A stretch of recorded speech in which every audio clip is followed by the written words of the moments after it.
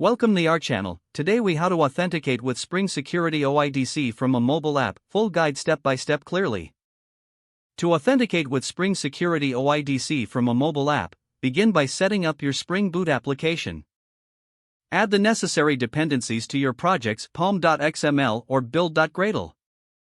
For Maven, include the Spring Security OAuth 2 client dependency.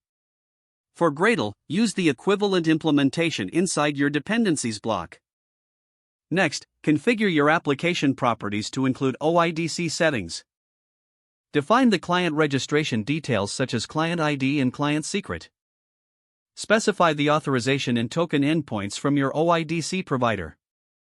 Set the redirect URI that the OIDC provider will use after authentication.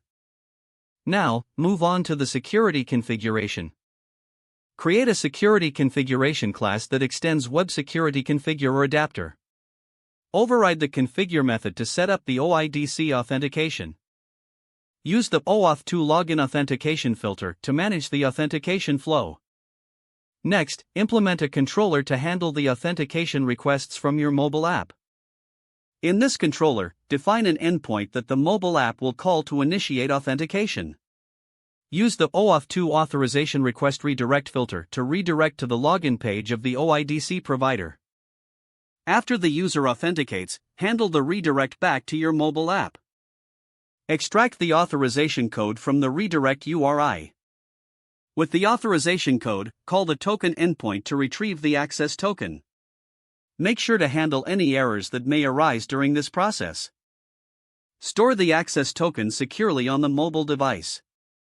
Next, use the access token to make authenticated requests to your server. Set up a method in your backend to validate the access token against the OIDC provider. This ensures that the token is valid and corresponds to the user making the request. Finally, implement proper error handling and logging for each step. With these steps, you will successfully authenticate users from a mobile app using Spring Security OIDC. If the page does not load, refresh the browser or try again in a private or incognito window. Make sure you are using the correct email address, then retype it carefully to avoid small typos. If your password is not accepted, use the reset option and create a new strong password you can remember. Don't forget to like this video and subscribe to our channel for more step-by-step tech guides.